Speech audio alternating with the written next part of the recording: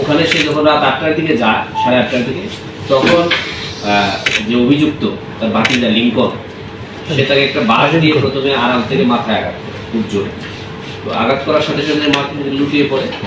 এর মধ্যে সে তার বুকের উপর চেপে বসে মুখে গামছা দিয়ে চেপে দেয় এবং শ্বাসরুদ্ধ করে তাকে হত্যা নিশ্চিত করে।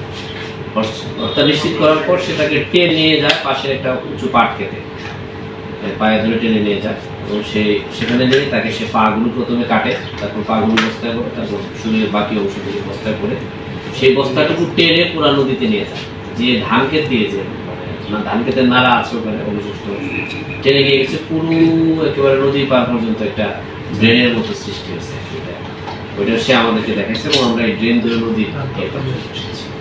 কোটালীপাড়া থানা পুলিশ, কোটালীপাড়া অফিসার ইনচার্জ তাকে সামাজিকভাবে ঘটনাটি ঘটার পরপরই ব্যাপক আলোড়ন সৃষ্টি হয়েছিল, যেহেতু সে হিন্দু ধর্মের পুরোহিত।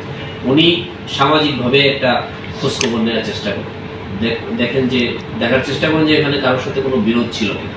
তো উনি প্রথমেই যে জিনিসটা ওসি কোটালীপাড়া আবিষ্কার করতে পারেন যে তার আপন ভাতিজার সাথে, আপন ভাইয়ের সাথে জমি এবং 20,000 টাকা নিয়ে একটা বিরোধ আছে এবং এটা নিয়ে কিছুদিন আগে তাদের মধ্যে একটা ঝগড়া হয়েছে। সেই ঝগড়ায় ভাতিজা চাচার দিকে কয়েকবার লাঠি নিয়ে গেছে।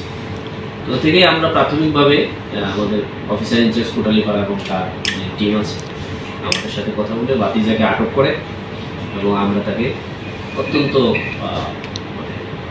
একেবারেই প্রফেশনাল ওয়েতে আমরা তাকে জিজ্ঞাসাবাদ করি এবং কোনো ধরনের কোনো প্রেশার ছাড়াই সে তার অপরাধ স্বীকার করেছে আমাদের কাছে এবং আদালতের কাছে সে জবানবন্দি দিয়েছে 164 টাকা। পা না কাটলে বস্তায় ভরা যাবে, সেই জন্য আমি একটা বস্তা আগে থেকে নিয়েছি এবং আপনাদেরকে বলি বস্তার যে রশি দিয়ে সে বেঁধেছে মুখটা, সেই রশির বাকি অংশটুকু আমরা অভিযুক্তের ঘরে পেয়েছি, সেই রশি আমরা নিয়ে এসেছি।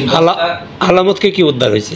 আলামত উদ্ধার হয়েছে হচ্ছে ভিকটিমের ব্যবহৃত জুতা, পাঞ্জাবি, যে গামছা দিয়ে মুখ চেপে ধরা হয়েছিল সেটা, আর হচ্ছে লুঙ্গি আর দাঁড়া, যে দা দিয়ে হাত পা কাটা হয়েছে সেই দাঁড়া উদ্ধার করা হয়েছে এবং এটা আমরা কোটালীপাড়ার ওই যে এলাকা ওখান থেকে শত শত মানুষের সম্মুখে, সাধারণ জনগণের সম্মুখে আসামি আমাদেরকে নিয়ে গিয়েছে।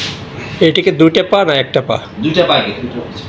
পরিকল্পনার কথা কি জানি? ভাষ্যমতে অনেকদিন ধরেই তার ভিতরে এক ধরনের ক্ষোভ কাজ করছিল, কারণ তার যে জবানবন্দি সে বক্তব্য আমাদের কাছে দিয়েছে, সে বলেছে যে তার চাচা তার বাবাকে এবং তার মাকে বিভিন্নভাবে নির্যাতন করত, তার মা অসুস্থ হলে চিকিৎসা করতে দিত না এবং তার বাবাকে বিভিন্নভাবে সে সামাজিকভাবে হেনস্থা করত। এই জিনিসগুলো সে পছন্দ করতো না, তার ভালো লাগেনি।